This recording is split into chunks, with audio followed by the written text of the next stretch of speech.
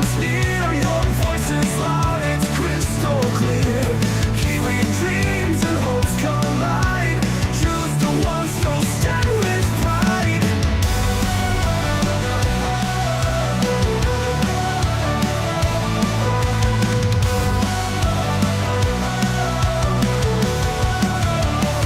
It's in the ballot where we belong. Every vote builds a nation strong. Your council, your board, your mayor in line. Together we shape this land divine.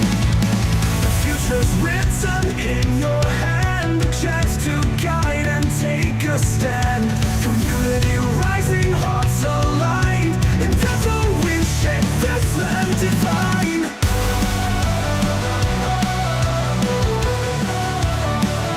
It's in the ballot we belong.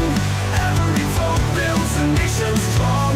Your council, your board, your mayor in line. Together we shape this land divine. There's a fortune in your hand, a chance to guide and take a stand. Community rising, hearts aligned. In this moment, powers redefined. It's in the ballot where we belong. Every vote builds a nation strong. Your council, your board, your mayor in line. Together we shape this land divine. It's in the ballot where we belong. Every vote builds a nation strong. Your council, your board, your mayor in line. Together we shape this land divine.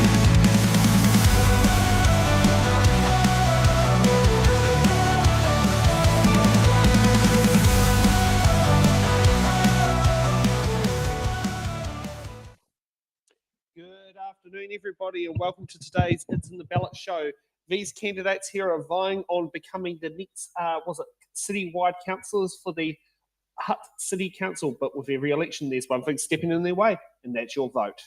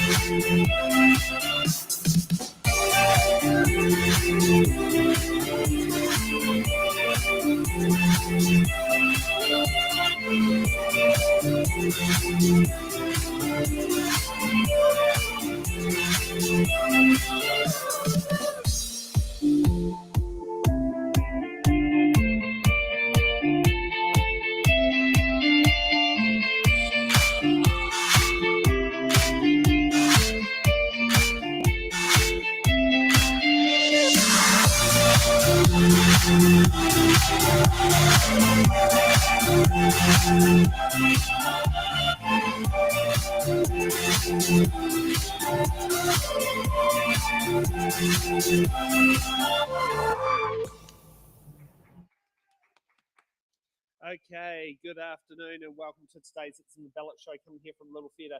Sorry, things look a little bit different here, but this is how you make things work with a very minimalist crew on trying to do it. Hence, I am not just hosting the show, I'm also controlling the cameras from here. So this is our nice big fancy broadcasting computer. But, you know, we can sit there quickly do that. We've got three fantastic candidates here for the Citywide Ward Part 1 show. And obviously, with when there's a lot of candidates standing, we'd like to do double debates, so we give every candidate a fair shot. So let's kick off first with Brady on your opening statement why you should receive one of the Citywide Ward ticks. Kia ora koutou. I'm Brady Dyer. I was born in Stokes Valley, went to school here in the Hutt Valley, and then lived my entire adult life here in this great city. It's where I bought our first home, where me and my wife are raising our 11-year-old daughter. It's where I've built and started a number of businesses. And for the past 6 years, I've served as a citywide councillor. So I know how council works and where it needs to do better. I'm standing because I want to be the next Mayor of Lower Hutt, and that's the main role I'm aiming for. But if I fall short, I'm asking for your support to return as a citywide councillor so I can keep fighting hard for our community.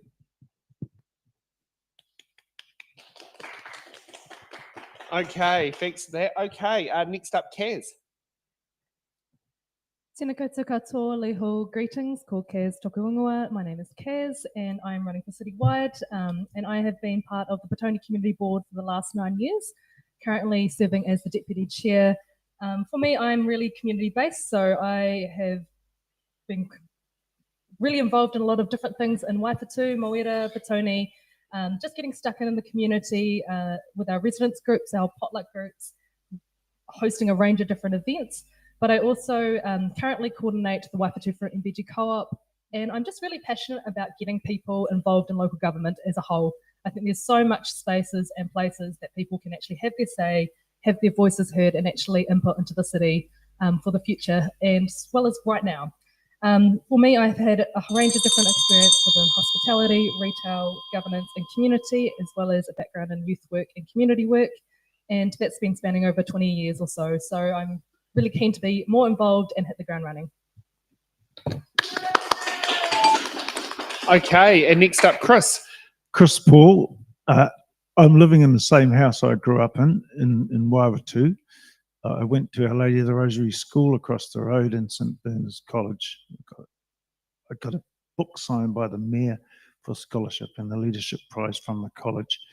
I've lived most of my life in this house, actually, and I'm very disappointed watching the actions of the Lower Hutt City Council over many, many years, being a commercial real estate agent at times, and just seeing the incompetence and bad decision making that's come out of the political structure. I was reluctantly dragged into standing for the council because they're building a monstrosity over the back fence of my house and blocking out all the sun. And I read an unreleased or unnotified consent that finally came to me, and it's just full of nonsense. And so I've got to really get in and find out what's going on at the council. Thank you very much. Okay, let's get off to the box round of questions. These are the questions that are important from the community to find out exactly what's happening. So here's how things work. Each candidate picks out a box number and then they've got to answer the question that's in the box. They have been sent the questions, was it up to 48 hours before the show, to give them an idea of what the community has asked so they can sit there and do it, because there's a couple of curly ones in there that would like educated answers on. Now, each candidate gets given 2 button cards and 1 defer cards. Metaphorically speaking, they're there. They're still seeing boxes, but that's what happens when you got one crew, was it 1.5 crew members doing that. I have managed to rope in someone to do cameras, but you know, sorry? Have you got questions? Yes, we have got questions. I know, I sent them off. Okay, so let's kick off with the first box number. Was it first? Yeah, sorry, you've got me off for train of thought there. Each candidate gets given 2 button cards. So if a candidate gets a question that they also want to answer that another candidate gets, they can use their button card and give their answer. Also, if they get a question they don't want to ask, they can use their defer card to give it to another candidate. So on the random order sheet, Chris, you get to go up first. Between 1 and 28, what box number would you like? Where are the button cards? Metaphorically speaking. So I still keep a tally of them anyway. Right. Yeah, Okay. as I say, it was meant to have 2 of us here. Nick was sick this morning, so that's the reason You're why right. it's basically all fallen on me. And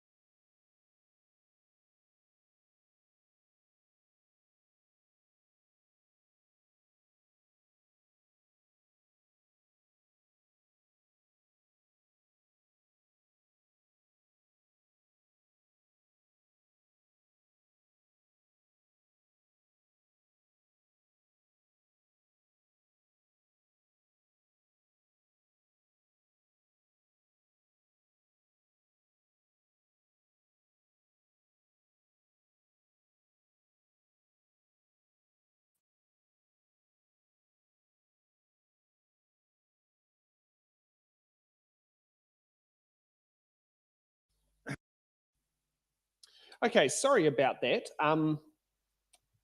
Things go wrong, and we must have had an internet Ask the connection question dropout. again and I'll go through Exactly. another spiel. Well, that's how we do it. When we sit there and have a dropout, we start Stuff it again. up. Okay. Okay, so the question is, what are your ideas for achieving more public participation in local government decisions? Just have rallies like at the Hutt Rec, put on some entertainment, get a crowd, and then have a chance to discuss the issues or to talk to the crowd and let them know what's going on within the council. It's too opaque and there are too many decisions being made behind closed doors. Okay. Sorry, it's what happens when a few things go wrong. Kaz, what box number would you like? Could I please go with Waru, 8? 8. Okay, you've got O for Oscar. What do you see as the biggest challenges facing your community? I think for me, the biggest challenge is without a doubt the cost of living crisis. We have seen how that has impacted pretty much absolutely everything. And actually, when it comes down to it, if you cannot simply survive, it makes it really hard to engage in anything. And I've been involved with a lot of different community engagements over the last 20 or so years. And one of the key things is if someone doesn't have the basics in terms of being able to eat, have a house over their head, clothing to stay well and warm, they can't engage. And so we actually need to be really mindful about what is actually going on for people in terms of that are the barriers that stop people from being able to engage in other issues. And so, I think for me, that is one of the big things that council can have an impact on in various ways in terms of rates, but also a lot of the practicals in terms of what it can provide as well. Okay, next up, Brady, what box number? That's a good question too.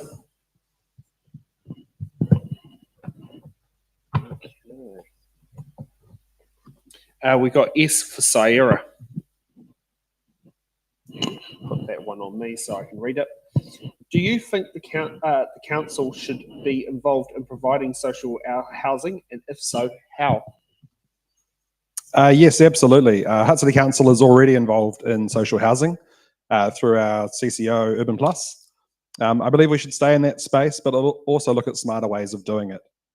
For example, I'm open to exploring whether we sell off some of that stock to a community housing provider to free up capital for new investments, as long as the social housing itself is secured for those who actually need it. Ultimately, central government is the main funder and provider of social housing in our country, but council can still play a pretty important role in this space, enabling land, speeding up consents, and partnering with other organisations. At the heart of it, our job is to make sure people in Lower Hutt have access to warm, dry, affordable homes. Okay. Okay, Chris, what box number? 3. 3.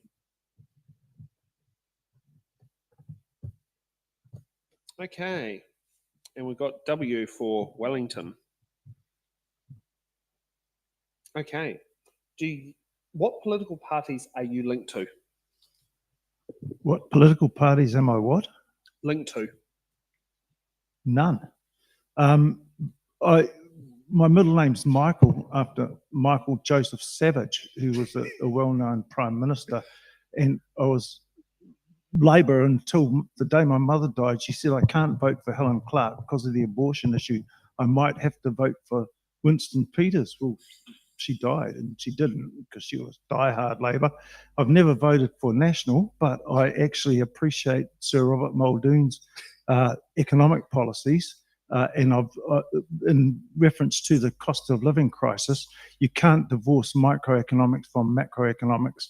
And the world money situation is just a total disaster. And that's what we're up against. So I hope that sort of answers your question. I'd say that conservative central is what would define my politics. I think that Rob's mob from National needs get together with the genuine trade union workers from the Labour and cut out all the peripheral whack party and the way the Greens have gone and all the rest of it's nonsense. We need a central conservative coalition.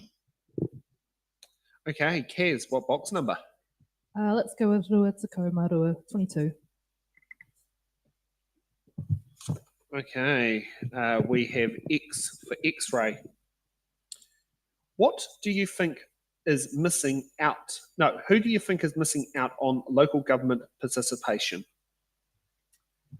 Well, we already know the stats around a lot of that. In terms of rangatahi, Māori, Pacifica, and ethnic minorities are often not in those spaces for a range of different reasons.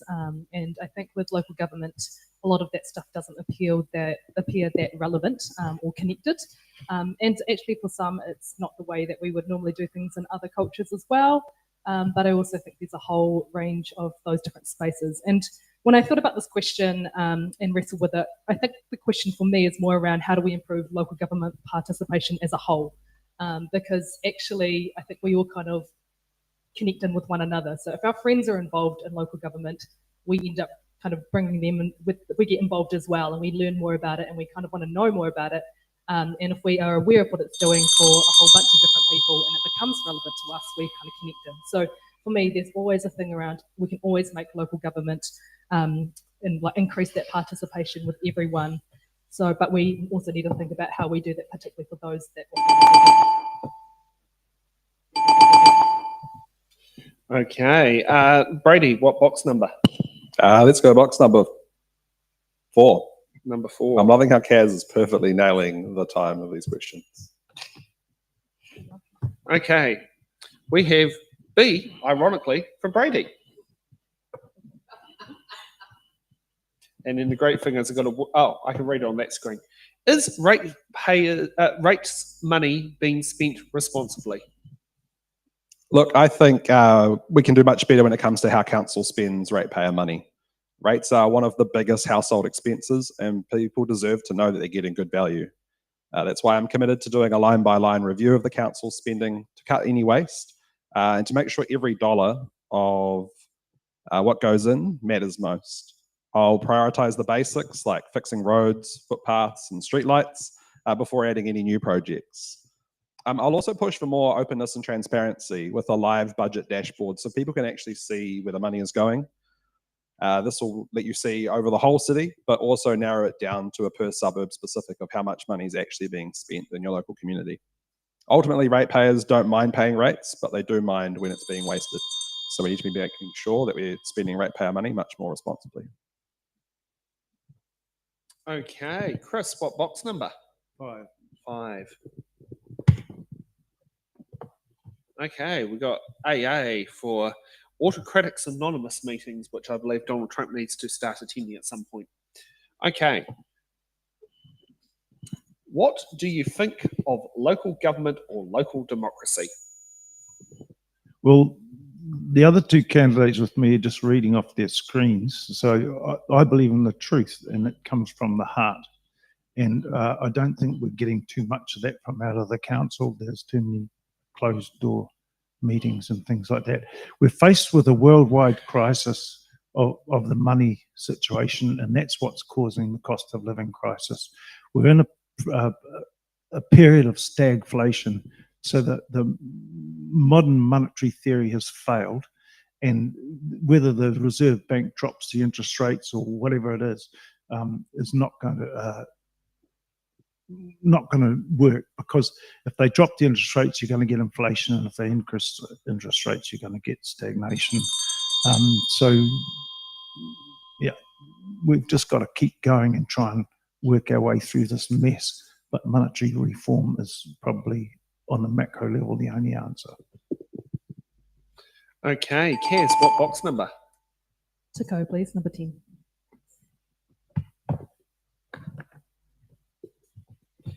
Okay. Do we have a suburb in Lower Hutt that starts with P? Petone. Yeah. Only.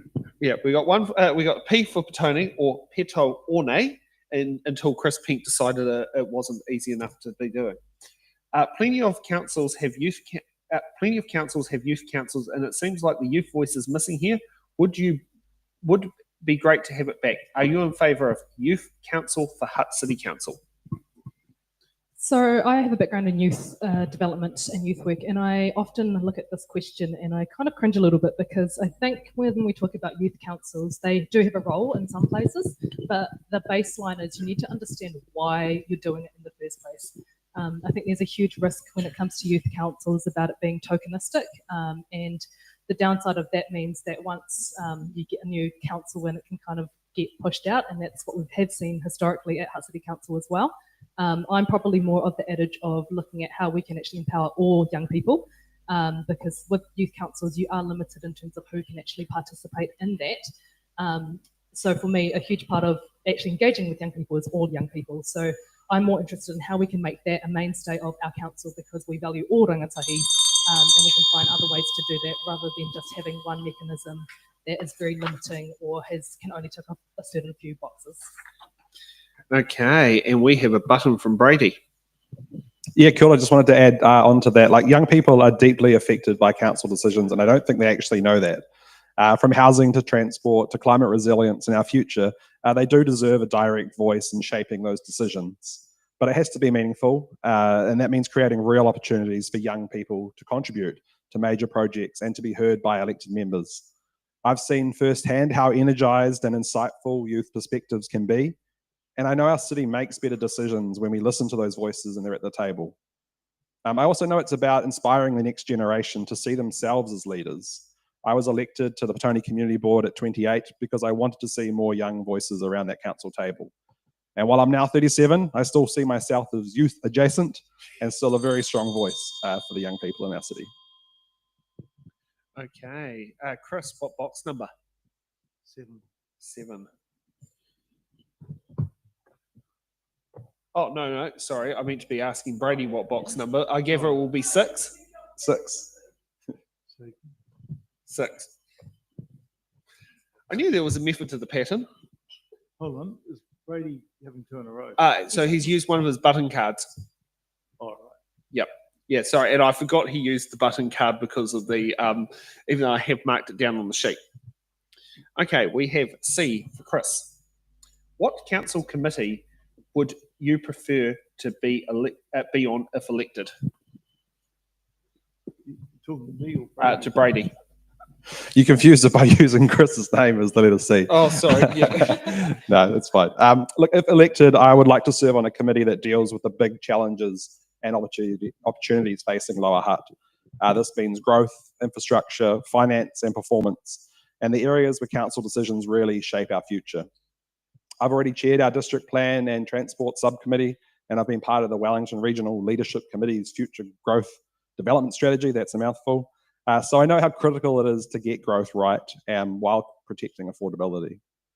I'd also want to be involved in committees that focus on supporting local business and strengthening our communities, because they are 2 areas that I'm especially passionate about. But of course, the seat that I want the most is to fill the Mayor's chair at the head of the table, not just to lead, but to bring the whole team together to get things done for our city. Okay, Chris, continue with box number 7. Yep.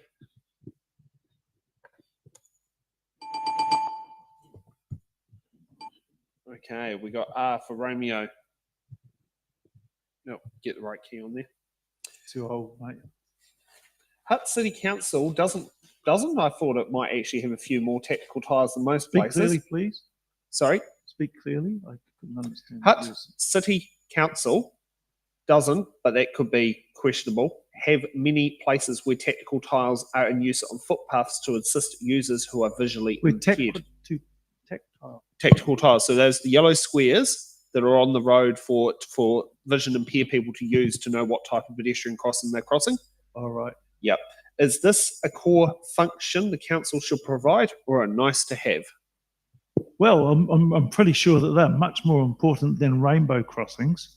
You know, the speed bumps and a lot of these things are just put in for some sort of green party, blue sky projects and things like that. I drive line haul trucks, you know, working 12 and 14-hour shifts out to Taupo and back, or New Plymouth, and you see the variety of local body road markings. Like in New Plymouth, you see 2 guys out in the middle of the night and they've got a couple of cones, and all the white lines are really clearly marked so you can put your truck between them. Other places you've got cones from a-hole to breakfast, and it's just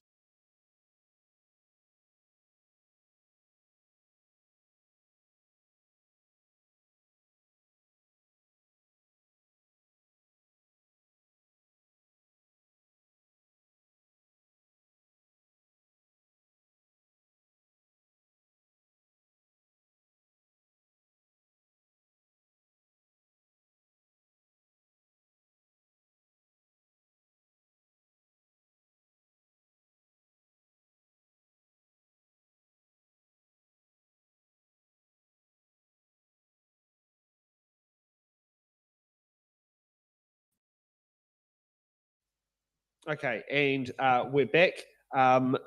The joys of the Starlink, where it just keeps dumping us off the internet. Probably can't find the right satellite. Kaz, what box number would you like? Tacoma Rima, please. 15. 15. Okay, we got L for Lima. Okay, what part of the community or business sector does council need to work more closely with? I think for me, there are a whole bunch of pockets of our community who don't often get a voice at the table, and that's something I'm really passionate about. I think there's a whole bunch in particular that often are so busy with life that they just don't have the capacity, and often the ways that council operate means it's even harder to engage. And so I definitely think there's a whole myriad of little parts in our city that don't know much about council as a whole or people who are elected currently. So like I think about in my community where I used to work a lot in Moera, there was a whole bunch of work that we did as a community to actually try and encourage that, because we found that council just weren't there often. And I also think there is pockets of the small business sector that, I talk to a bunch of different cafe owners or small business owners who often say that it's really hard to hear and understand what council are doing or what they're up to or ways to actually engage that aren't already connected with the Chamber of Commerce. So I do think there are little pockets like that that are around. Okay, Brady, what box number? I think Kaz has mucked up our system we had going, Chris. I'm going to go 17. Any great particular reference to that number? Just like the number 7, and I know we've already done 7. Okay, we got J for Juliet. Could Hutt City Council be more open with its information and meeting access? If so, how? Notifying the consent. Yeah, I believe the council can be much more open. Transparency builds trust, and trust is a foundation for good local government. That's why I proposed the public dashboard so ratepayers can see exactly where every dollar is spent in our community, not just as a whole, but right down to that suburb level. All council meetings should be live streamed and all voting records published alongside that, so people know exactly how decisions were made. I'll also continue my monthly newsletter that I send out and my podcast, The Hutt Seat, to speak directly with residents. These are great ways to keep the public informed, and an informed community helps make better decisions. When people feel informed and they're included, they're much more likely to engage with us. And for me, openness isn't optional, it's a core responsibility of the council. And I'm going to ask Chris, do you want to butt in on this one? Because you seem to be also about open and transparency. Well, I'm right in the middle of it. A non-notified consent and a 2-story block getting stuffed up with not compliance at the back of my property. That's probably why I'm here. It goaded me into action. And I also quickly like to talk about some of the developmental things that have been referred to. I studied developmental and spatial economics at Victoria University under Dr. Puviraja Singham, and also market theory to do with monopolies and oligopolies. And I did commercial real estate in the Hutt for several years. And these things need informed action so that jobs can be created. That's also been alluded to in the previous discussions. Thank you. Okay, now Chris, would you like to pick a box number? 9. Yep. It's all right, Kaz will be along soon to screw up the system. That's all right. We got V for Victor. My father's middle name and my grandfather's. Nice. Okay, what should council priorities be when making grants to the community? Well, in addition to studying developmental and spatial and market theory economics, you do the basic micro and macro papers, and within the macroeconomics you do cost benefit analysis, and that has to come into, there have to be formed decision making models, and the key to them of course is the input variables, and you'd call community development under what they call qualitative variables. I suppose you need some whiz kids for that sort of stuff, but I've got life's experience. And my oldest daughter got an A+ for a master's degree in marketing at Victoria University, where she had to form models about export, in that case, to do with qualitative and quantitative input variables for decision-making models. It's very subjective when you're talking about things like that, but certainly a lot of thought and life's experience has to go into it.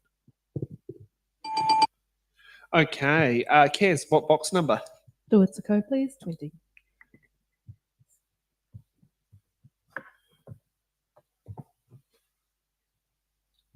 Okay, we have Y for yellow, just because we have a dual American New Zealand citizen on our team, and he wants us to stop using the phonetic alphabet for that letter. Paid parking was put in Petone, and paid parking in Lower Hutt CBD was increased in the last term of council, and it has caused issue for businesses in both places.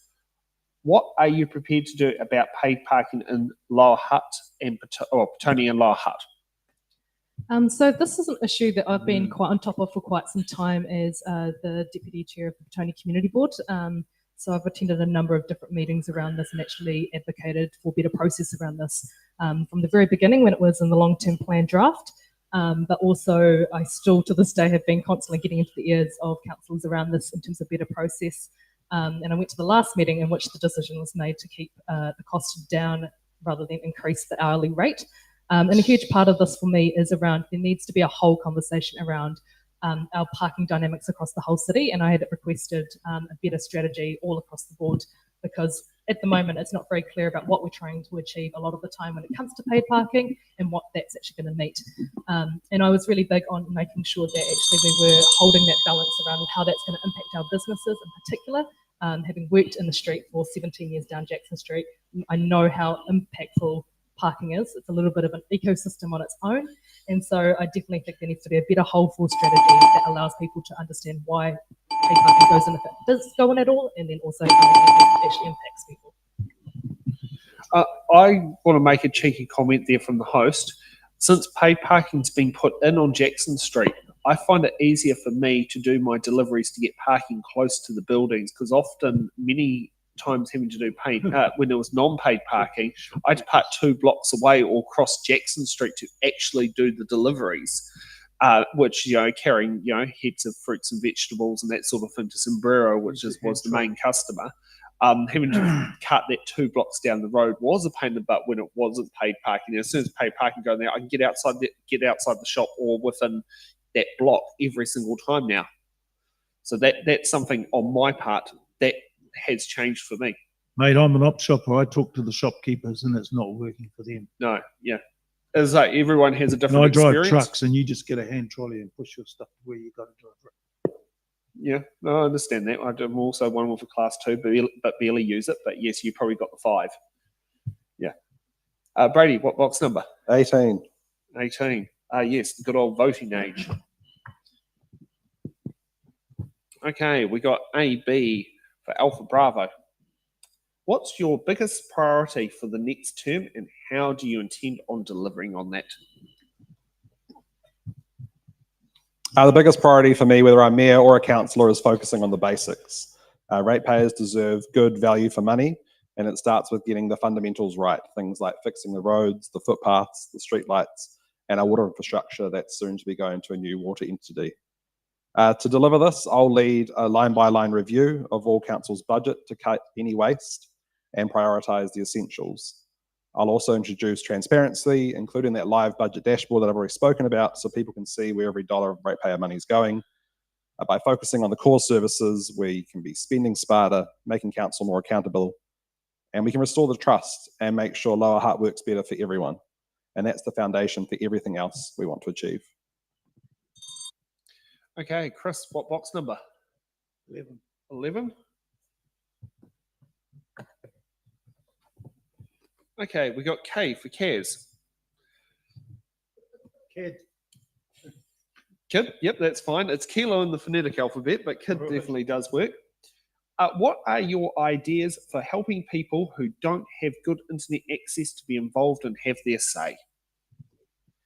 Well, I've already outlined to you how we can have events with gatherings of people to actually physically go to places and to talk to people and have more human contact. I think that screen time should be restricted to 2 hours a day for young kids anyway. That's just got out of hand. And there has to be some effort to promote genuine human interaction. That's basically what it's about.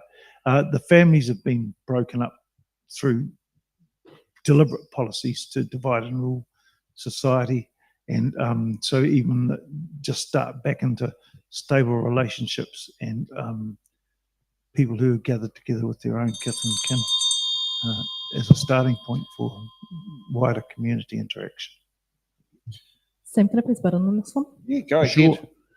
I think for me, one of the big things around recognising that internet access is actually still quite limited in some pockets of our city. And one of the big things that I have been really, really passionate about is just meeting people where they are. So going along to different events. And over the last 9 years, I've been kind of creating spaces and just holding events or partnering with different people to actually allow for people to come and have a chat, whether that be at Koha Cafe in Pitaone, or whether that be at the Waifatu Fruit and Veggie Co-op during collection times, or even just out on the street. So just the idea of being out and involved. But I also am really surprised that, for instance, we haven't really had a meaningful or regular presence at things like the Riverbank Market or other regular events that we have in the city. Like for me, it's a no-brainer that we should be at places where hundreds of people are every single week, because it also builds up trust. And actually, that's one of the big challenges that we have, that people don't really trust local government. So actually, when we are regularly showing up to something because we want to meaningfully engage, that actually allows for more people to be like, yeah, let me have my say. I want to tell you what I think. Well spoken. Okay. Kaz. Oh, no, it is I Kaz. just butted in, that's why I confused you. Sorry. I know. Yeah, thanks for that. Thanks for that from the cameras. So it's a Tacoma Waru this time, I think. 28, please. It's all right. That's why we have a good team of people here who try to make sure that we are fair and get everyone a chance to answer the box. Okay. Well, for India. What should local government be doing about climate change? So I've been involved with our process to Arawhakamua, which is about leading a sort of way plan around climate action for the last few years. And I think in general, everyone has a role to play when it comes to climate action. But the question is just how and why, and how does that connect in with other people? So obviously, I think when central government aren't really doing stuff, I think some of that weight holds even more so on local government and our communities. But there's a whole bunch of things that I think that local government actually plays a role in creating a whole bunch of systems that make it easier for people to engage in climate action or make it harder. So I definitely think in terms of like whether that be Greater Wellington Regional Council with public transport, and that's something that City Council can actually advocate for and partner with. I think that's stuff that we can do that's low-hanging fruit that can make a world of difference to people. But I also think there's a whole bunch of education pieces that we can be doing, and also empowering and enabling and facilitating conversations that allow people to connect where they're already doing this awesome mahi, because we already know lots is already happening in our city. So let's empower it better. Can I butt in? Yeah, go button. So I got 94 in school cert maths, so I did science at the university. Okay, there's been a lot of self-serving nonsense coming from the financial elites overseas to manipulate people through fear of climate action. You know, back in 19 Club of Rome, all the stuff that's been going on for years and years and years, it's not authentic. We've got to really analyse it carefully. The second thing is I sold chemicals, like some really nasty stuff, back in about 1980, I suppose it was. And so the multinationals or the congressional military industrial complex, whatever it is, they ignore pollution. A lot of what's come out of really impacting on the world is pollution, and it's not carbon dioxide either. That's a bit of a red herring. But just like I was selling pentachlorophenol to the wood industry to as an insecticide treatment from Dynamite Nobel, the same people that supplied Auschwitz. You know, and so I know about some of that climate action stuff that's been hyped up. Okay. Brady, what box number? 19. 19. Is there anything useful about age 19? something I've always like looked at, like going like it's a very non-useful year. Yeah. Okay, so we got H for Hutt. What skills and experience do you believe would be beneficial to you as a council member? Thank you. I bring a unique mix of council and business experience. I've served 6 years as a Hutt City Councillor, and prior to that, 3 years on the Petone Community Board. At the same time, I've spent 20 years building several businesses and running them, which means I know the real world challenges that our households and our businesses are facing. I've delivered real results, from helping secure $1.5 billion for Riverlink to tackling decades of underinvestment in our Three Waters network. My leadership style is grounded in trust, collaboration, and lifting others up. I know how to bring people together, inspire confidence, and get things done. Okay. Chris, what box number? 13. 13. What?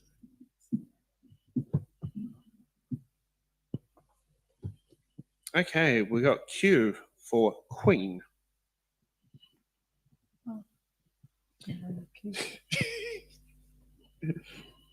What budget line item would you remove to help bring rates down in Lower Hutt without disrupting What budget what? services? What budget line item? Limelighting. Like for my business, I have a line item for FPOS rental because it's a coffee cart. If that So what budget limelighting would you identify and address? Well, I've not got inside the system enough to be able to go through that line by line. And so the real idea of trying to get elected, and I doubt if I will, because a lot of people have got financial backing and name recognition and all that. But to get in there and actually start analysing, analysis is a strength of mine. And there are a lot of value judgments going into allocating resource. And so that is just straight out opinion, really. And so therefore you've got to have some ability to assess quantitative and qualitative variables for input into the cost benefit analysis, which is what sort of my basic trade, really. And also I've got life's experience on roading crews, drainage and all that sort of stuff that's relevant to how you allocate money. Okay. Kaz, what box number? Have we done Ruatako Matahi 21? No, we haven't. But that's was a very important age for voting at one point in time before we lowered it to 18. And we got N for November. What will you do to stop poor council expenditure, allocate resources to critical infrastructure, and rein in huge increases? Such a good big question. I think one of the things that I really appreciate about other councils and the elected members that we've had in other places is they haven't been afraid to ask some really bold questions and to rock the boat. I think that is something that's really important, to be able to lean into a conversation wholeheartedly and openly and publicly, and actually criticise for the sake of actually having better questions out there that ask hard questions that allow us to get better answers, because I'm not fully convinced we've had that, at least not publicly. And so for me, I think that's really important, that we do that. And I think with water infrastructure moving to central government, the opportunity to reset is huge. I don't think this is just a financial thing. I think how we actually do things within local government can be a lot more creative than what they have historically been, because we're so used to operating in a certain model. But I actually think there's so much to be said about what the community brings to the table, which often has been overlooked as well. Okay. Brady, what box number? We done 19, We've already done that. You did that last. 15, 15? 15. It's already been taken. Do you want the legal age of driver's license at 16? We've done 16. That one's not been taken. So Donald Trump. Sure, we did question. 16, but we'll go 16. You said it's the legal. Age to get driver's Let's go license 16. age. You can also get married. Do you still have to get parental consent to get married at 16? Yeah. Okay. A for Alpha. Are council's policies helping small business survive and grow? Oh, look, there's no denying that small business is the backbone of our economy here in the Hutt. And while some council policies have helped, there's definitely a lot more we could do in this space. Too often, small firms face red tape, rising costs, and are missing out on council contracts.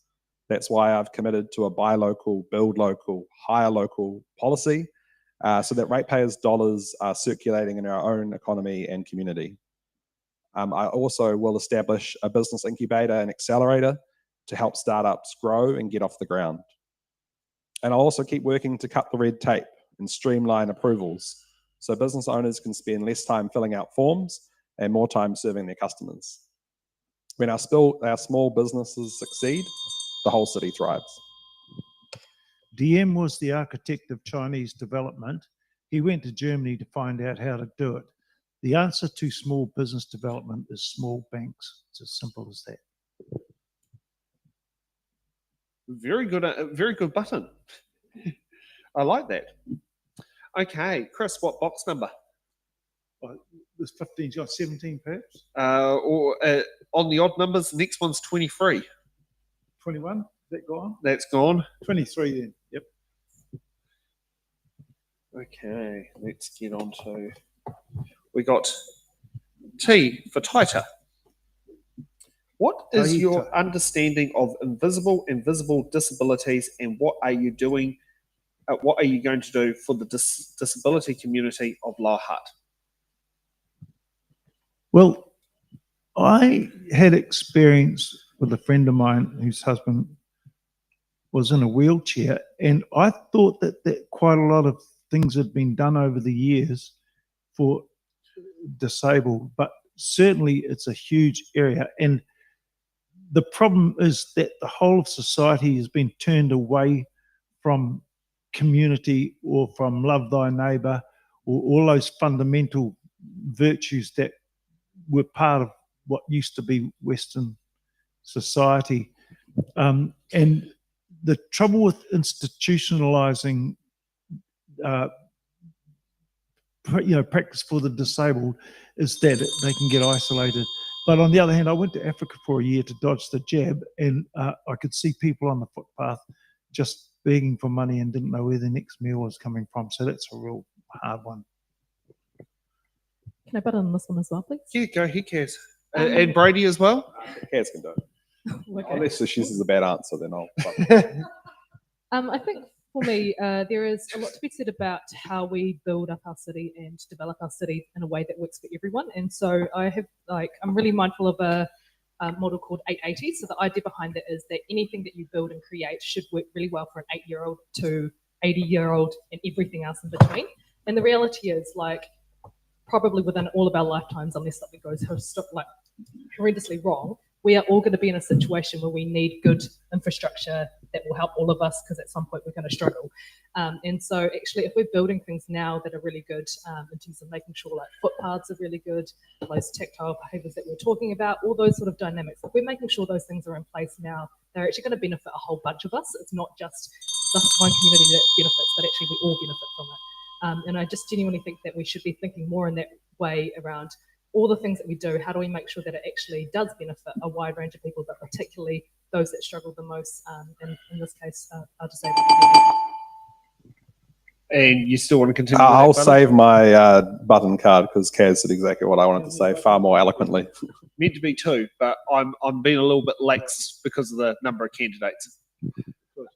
Yeah. Kaz, what box number? Oh, what's next? What do we have left? You can get 14, or it's in the mid-20s. Let's go with, it's a code. Anyway, 26.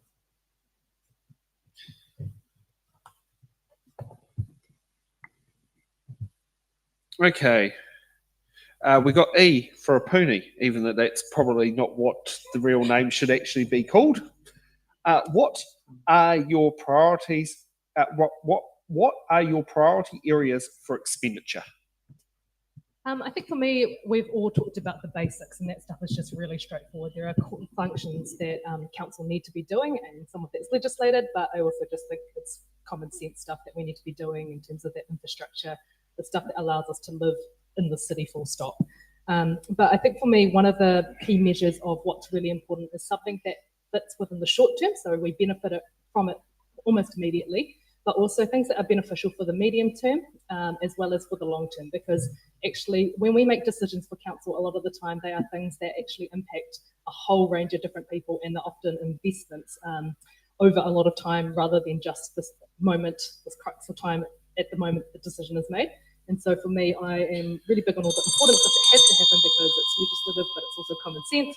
But also we need to just make sure that stuff is done well so that our future generations aren't screwed over by that too.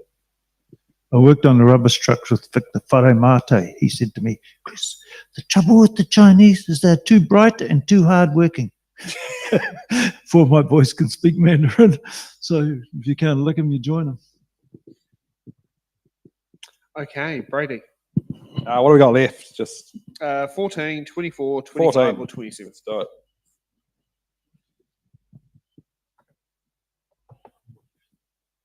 Okay, we got you for Upper Hutt. That's over a boundary and quite far away, and like you need your passport to get out there. How should Hutt City Council work with Regional Council to improve local public transport? It's like you knew that Upper Hutt collaboration across the region was the question.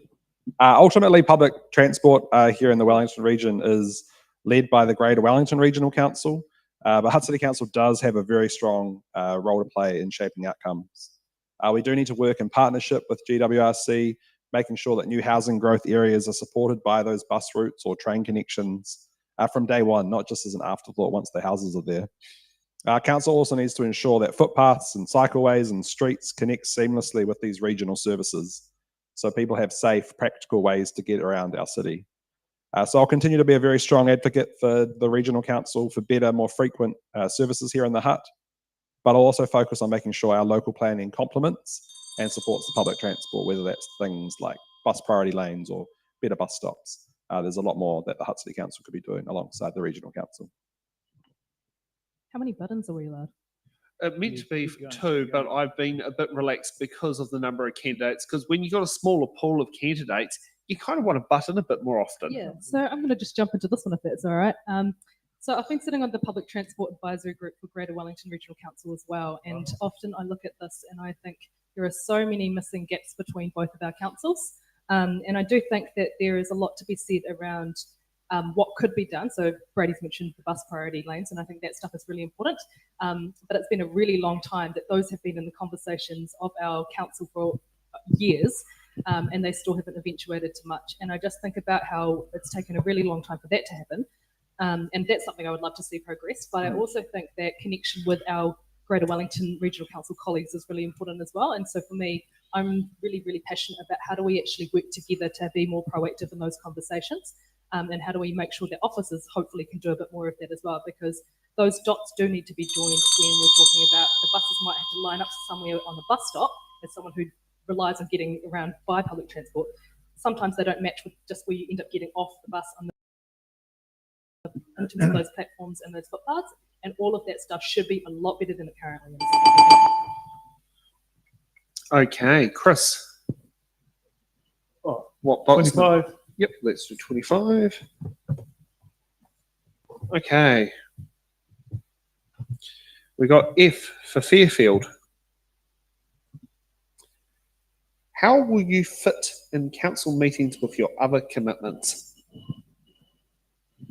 I've been driving 12 and 40 now, shifts out to Taupo on line haul trucks, you know. I'm getting a bit old for that. So I'll really look forward to diving into reading and analysis and thinking about things that can help other people. It will be a pleasure to go and work at the council and to try and sort out what I consider to be a bit of a mess.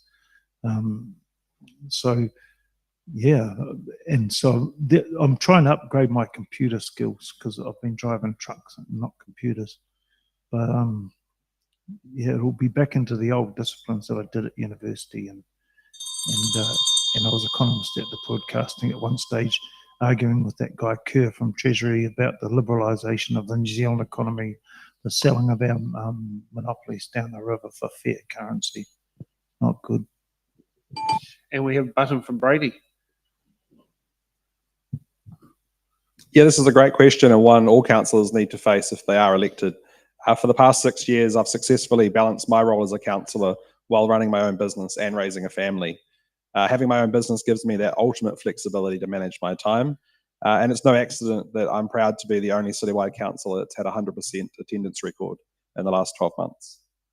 I've shown up, I've been accessible, and I've fronted up to the tough decisions. If I'm elected mayor or re-elected as a councillor, this will be my full focus.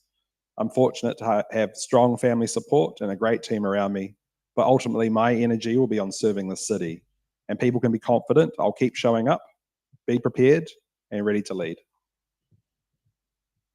Okay. Kez, what box number? Whatever's next. Do 24, Rorotoko Martha.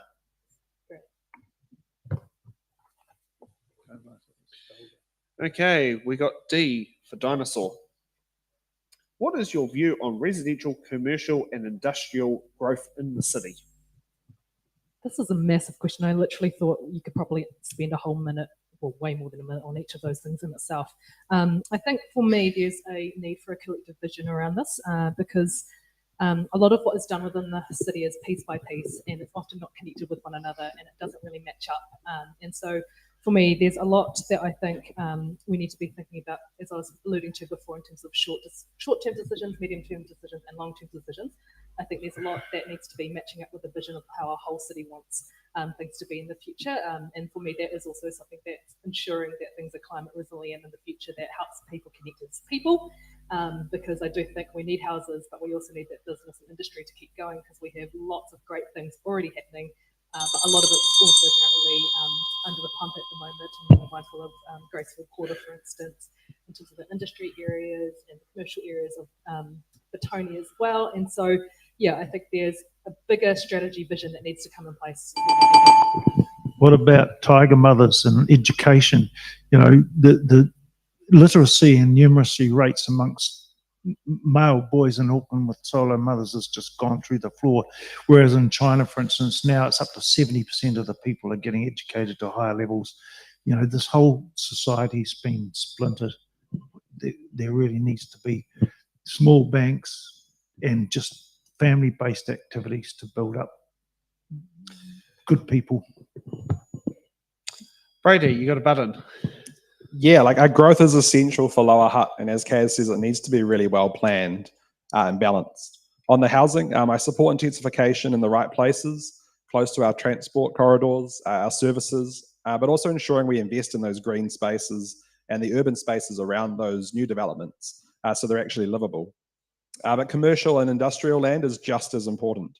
We need to protect and enable industrial land so local businesses can expand, and make sure our commercial hubs are vibrant and accessible.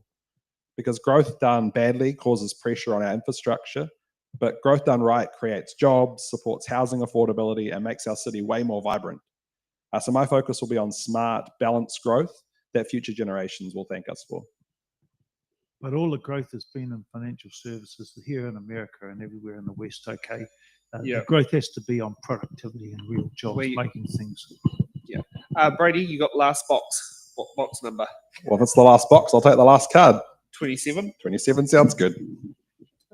And we got G for, well, golf is what the phonetic alphabet says, but we don't think Donald Trump wants to use the Hutt City golf courses. What is your approach to handling controversial and complicated issues? Controversial and complex issues are part of my leadership. It's my approach to first is to start listening and make sure all the voices are heard, especially those that are often left out. Then I rely on the evidence and the expert advice that we get, but then also taking a very bigger picture look, because it's not just what feels easiest now, but what will stand the test of time for those future generations. Too often councils make short-term decisions that create long-term problems down the track. I'm proud of my track record of showing up, being present, and fronting up to those tough calls. People might not always agree with every decision I've made, but they'll know why it was made, open and transparently, with the long-term interests of Lower Hutt at heart. Okay, thank you for that. Now, 2 bits of housekeeping. One of them is going to be on here. So, Jeremy, this is Citywide Ward Part 1. I can confirm to you Karen Morgan will be here at 7 p.m.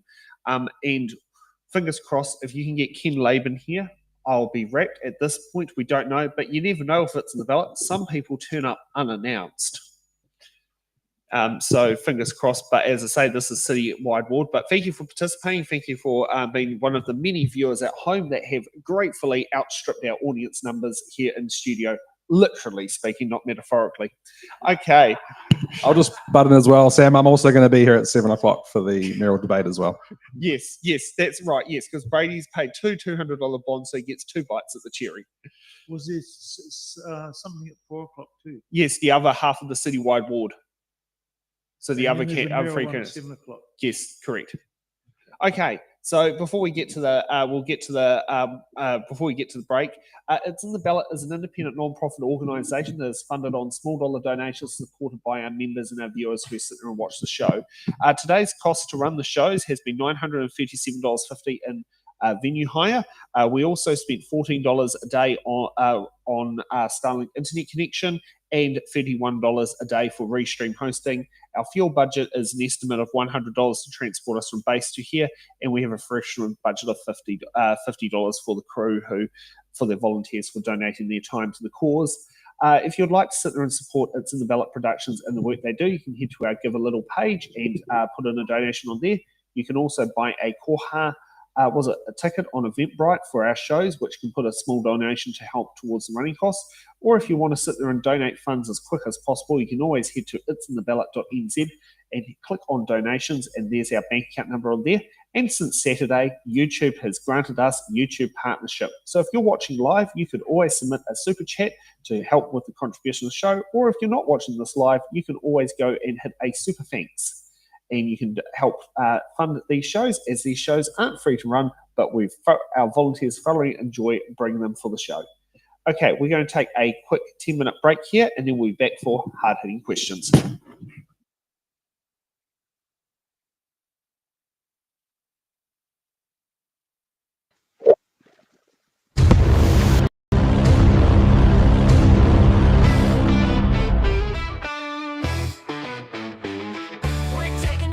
Just a short little breather to stretch out your legs. You don't need a leader. The live stream will be back, so don't go too far. But for now, you can wander wherever you are.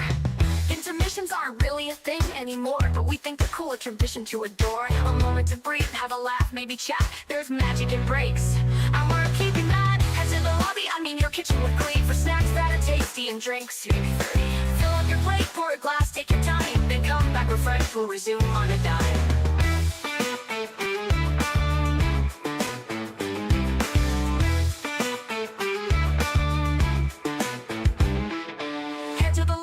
Your kitchen with glee, for snacks that are tasty and drinks. Maybe 3. Fill up your plate, pour a glass, take your time, then come back refreshed. We'll resume on a dime.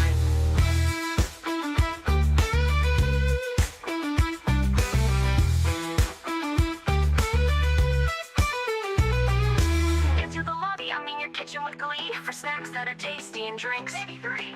Fill up your plate, pour a glass, take your time, then come back refreshed. We'll resume on a dime.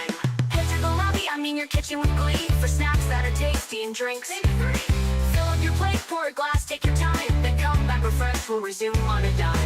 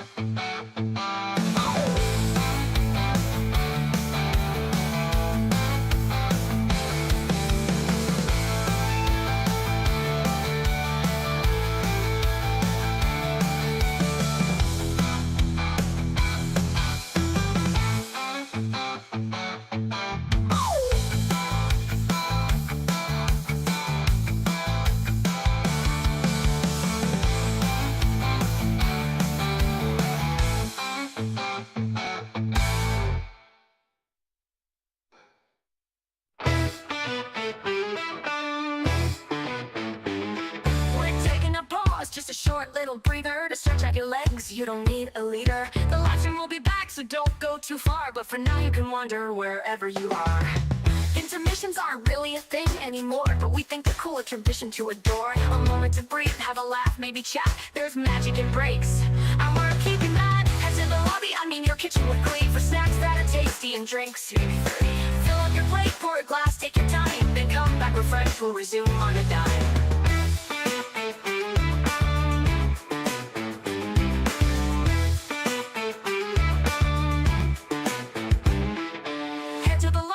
Your kitchen with glee, for snacks that are tasty and drinks. Maybe 3. Fill up your plate, pour a glass, take your time, then come back refreshed. We'll resume on a dime.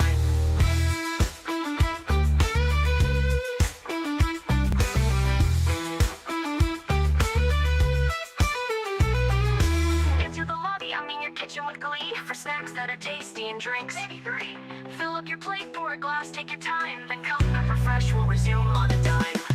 The lobby, I mean your kitchen with glee, for snacks that are tasty and drinks. Maybe 3. Fill up your plate, pour a glass, take your time, then come back refreshed. We'll resume on a dime.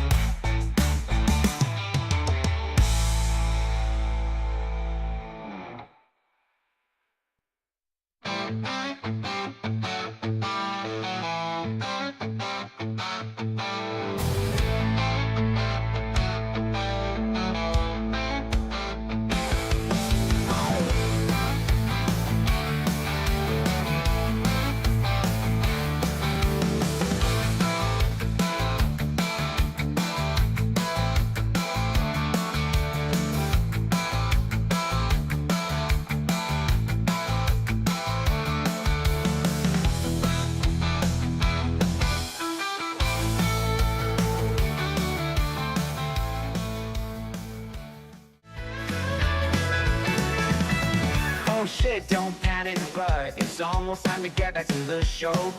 The candidates have stretched their legs, been partying, taking a break. There's still hard-hitting questions, closing statements and stuff you wanna know.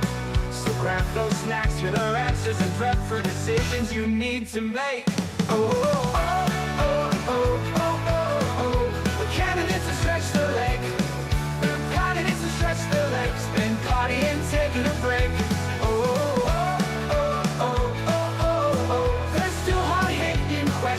Closing statements and stuff you wanna know. So grab the snack you wanna know. So grab those snacks to the answers and prep for decisions you need to make. Oh, oh, oh.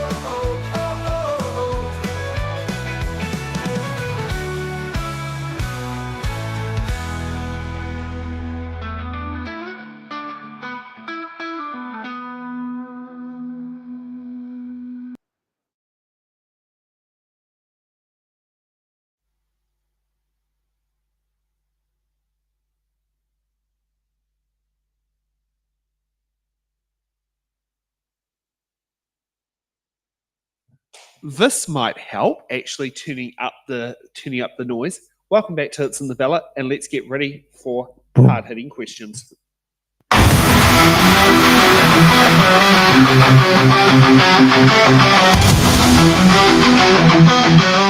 Hard-hitting questions. We're not candidate divided on tons of question, because every candidate has to answer the hard-hitting questions.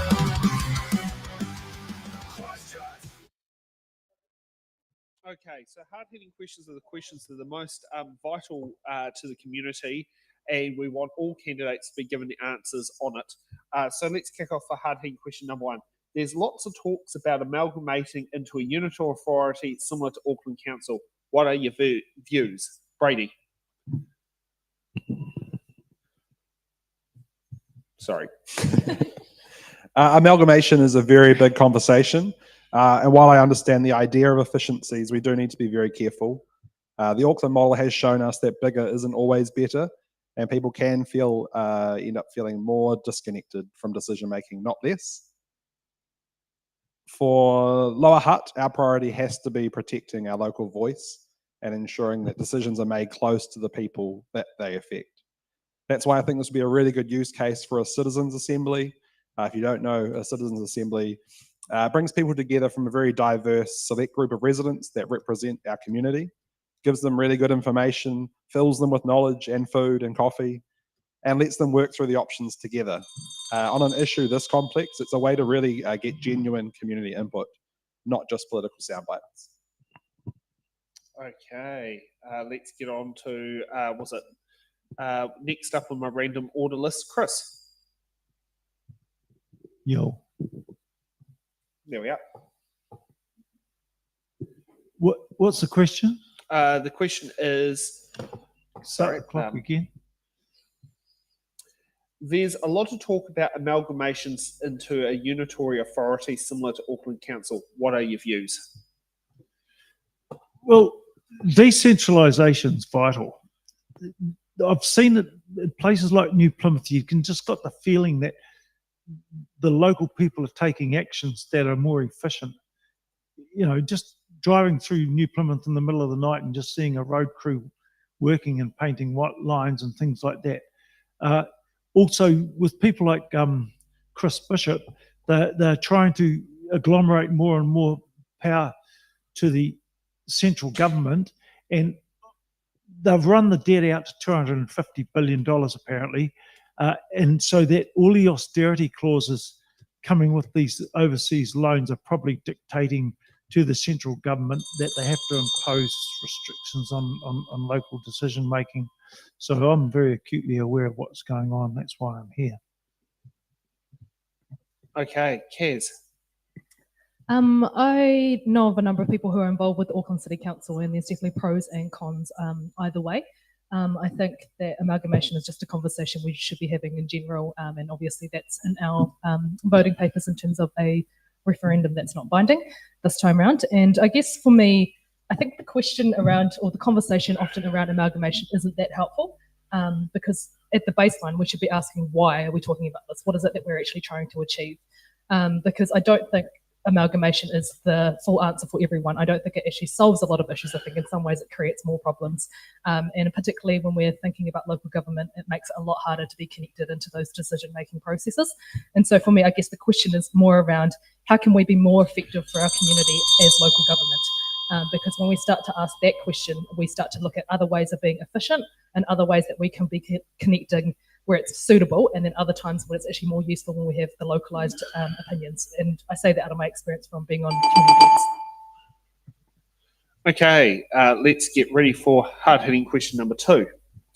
Do you think you have any personal or professional relationships that could become a conflict of interest while serving as a council member? Brady. Thank you. I don't have any personal or professional relationships that would prevent me from serving effectively. Like all councillors, there are times where potential conflicts can arise, and when they do, I've always declared them openly and managed them appropriately. At the crux of it, transparency is key. Residents deserve to know that decisions are being made with their best interests in mind, not for personal gain. And I take that responsibility very seriously. My track record on council shows that I've acted with integrity and transparency, and that's the standard I'll continue to uphold. Okay, Chris. Yeah, I'm in open conflict with the resource consent people at the Hutt City Council, just from the way they've behaved and the way that the place is functioning, right up to the chief executive officer's level. You know, $460,000 a year, and saying that non-notification and all that sort of stuff is an operational matter, not to be addressed. And also the implementation of the resource consents and non-compliance with some of the conditions of those consents, simply just being brushed aside. So that I'll declare that path. That I've got no conflicts. I'm only working from principle and wanting to put the truth in place around all my actions when I enter into it, if I do, because there are some well-financed opponents. Okay, Kez. I think as someone in the community who's often involved with a range of different things, I think there is the possibility to have those conflicts of interest that do pop up. I think naturally, if you are involved with a range of different groups, if something does come to the table, it's not necessarily about whether or not you have conflicts of interest, it's about how you manage them. And so for me, I think, I'm not going to stargaze or crystal ball gaze around like what things will necessarily come up that could conflict, because I don't know. But what I do know is if that does eventuate, I will be able to go, oh yeah, I'm connected to this, which may either be perceived or a real conflict of interest, and I will manage that appropriately in terms of being able to state that, because I think that transparency is really important. But there's also a mechanism that already says on our website as well, actually, if you're an elected member, you already state your various things that you're a part of or connected to. And so for me, being really transparent about those things are really important, but also just making sure that you're aware of the things that can impact your decision making and being real clear cut with that. And I've had 20 years of experience engaged in that space, so it's pretty easy to keep managing. Can I just jump in? This is one of the things that's really hard with local government when you have amazing candidates like Kaz, who's so embedded in so many grassroots community organisations. Often the bar for what people think is a conflict can be set too high, and you actually then remove the person who's best educated to actually be at the table advocating for the people if you do sort of set that bar too high. So it's something that does have to be managed. Just the fact that you're part of an organisation that's doing amazing mahi in our community doesn't necessarily rule you out from making decisions, but it's something that does need to be managed really carefully. Okay. Looks like Brady didn't follow the Hutt calls rules about the buttons, but very good piece of information there. Okay, let's get on to hard-hitting question number 3. What is your position on retaining Hutt City Council's Manakarangi Ki Tai Māori Ward and Greater Wellington Regional Council Te Opoko o Te Ika a Maui Māori constituency, and why do you hold that position? Brady. Yeah, so let's give this a quick plug. There's obviously going to be a referendum question on your voting papers, both for the previous question about amalgamation, but also this question here. I absolutely support retaining the Manakarangi Ki Tai Māori Ward here in Lower Hutt and also the regional councils. Representation matters, and these wards ensure that Māori have a strong and direct voice at the decision-making table. Lower Hutt is stronger when all voices are included, and Māori wards are an important step in building a genuine partnership with mana whenua. This isn't about giving one group special treatment. It's about making sure the decisions we make reflect the whole community that we serve and to honour Te Tiriti. I'm committed to continually improving this partnership so it's meaningful, enduring, and delivers for everyone in Lower Hutt. Okay, next up, Chris. I've been involved in Māori issues from the time I was 12 years old, standing on the Woburn station selling Maori Education Foundation tickets to. In 1979, I was the junior club captain at the Victoria University Rugby Club. I went into Te Autau College and saw Mr. Ari Riddell, and he sent his guys down, and over the next several years was the Maori Renaissance. One of my guys is running the museum in Wellington. I got invited to the first graduation ceremony for the Māori at Victoria University by Te Apahapa Utahangi Te Kane Ballot. I have had some intimations that there may be nepotism operating within the existing structures, so it has to be watched. I'm not going to say they should eliminate thing, but I'm opposed to apartheid. That was part of 1981. Cheers. Okay, Kaz. You probably can't see my earrings, but they say toitu te te riti. And so for me, as someone who considers himself tangata te riti, I think there is a huge thing that we need to be calling out kind of the misinformation and racism that kind of goes into this space. A lot of us are familiar and actually comfortable with Māori Māori roll seats in general elections. This is not much different from that. It's just a local government setting. So for those that don't know, in terms of our Māori ward seats, we have the ward seat there, and in the sense that we have our geographical ward seats. So if you are on the Māori roll, that's where you'd be voting. If you're on the general, that's where you vote in terms of your geographic area. And so it's not like they get an extra vote, but it's guaranteeing that that voice, which is so important, is at the table in terms of te te te riti. And I just think it's so important that we ensure that we have those spaces and that representation, because we cannot guarantee that with any election. And it's really important for us to do that in Aotearoa. For me, that's just a no-brainer. So yeah, keep Māori wards. Okay, so we've got to the fun part of the show and ask the hard-hitting questions. Now let's get time for closing statements, and I'll see what random order list sheet brings up. Kaz, you get to go first with your closing statement on why you should receive one of the many citywide ward ticks. Yeah, so I would really love your vote for all of you that are part of our Hutt City, because I think for me, I'm really passionate about the city. I love this place. It is home for me. It is where I feel like I'm a Chinese Kiwi, and I fit in really well. It's a place that I belong. And for me, it's really about making sure that the community is at the table, so that we're doing things with them, not to them.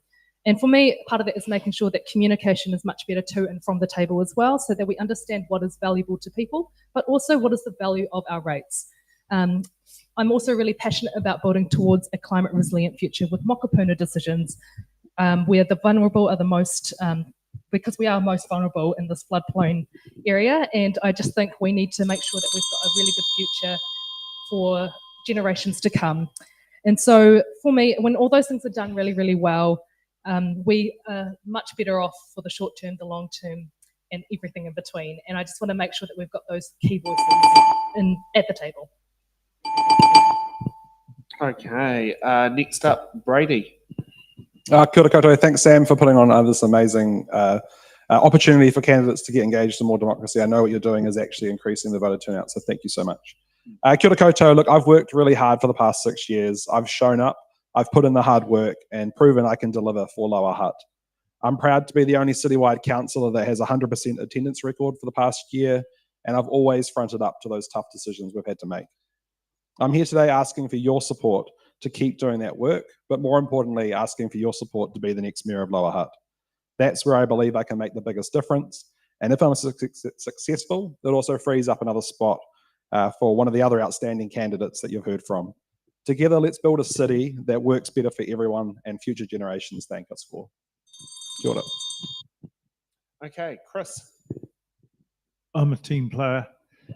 I studied economics at Victoria University, so I understand the nuts and bolts of how economic decision making has to take place. I've been involved with community through my children, who are all very highly qualified, and that's where I've put my effort as an economist at the Bush.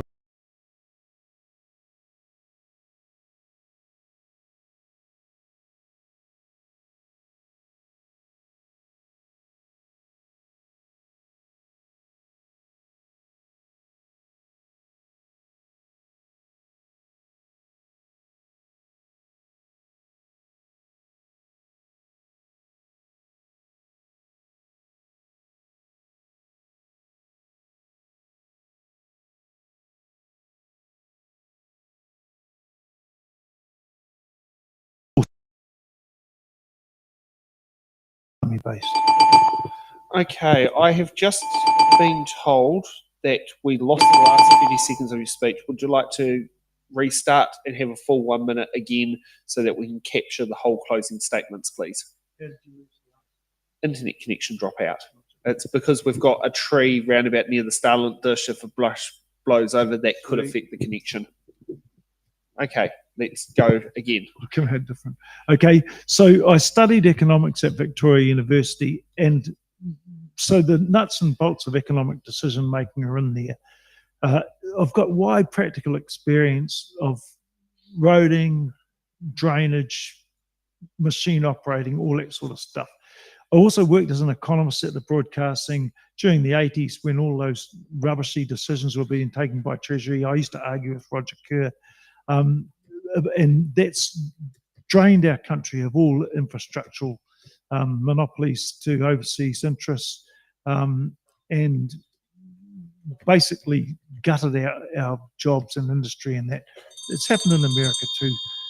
So we really need to rebuild from scratch, and the whole world system is teetering on the brink with multi-quadrillion dollars of currency floating around out there and looking for a home, and it needs more debt to sustain it.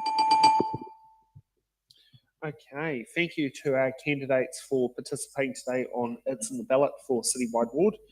Now, these are half the candidates who have decided to put their feet to the It's in the Ballot fire.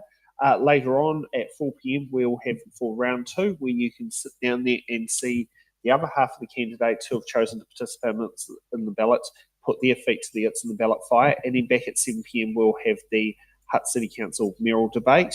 I'd also like to sit there and thank Laura for doing our remote editing, Al for helping me out with cameras because Nick is not feeling well today, so we're having to sit there and do that. And also thank you to the other members of the It's in the Ballot team, Stacey, Ray, Andre, and all of that for helping for their little bits of contribution in the background to make these shows work. So we'll see all our lovely, loyal, before I actually do it, I mean to thank our candidates for participating on It's in the Ballot. It's not easy to put yourself in front of a video camera and live stream, but thank you for that.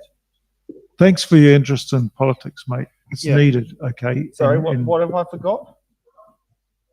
Yes, I've also forgot to thank Shakira. Yes, yeah.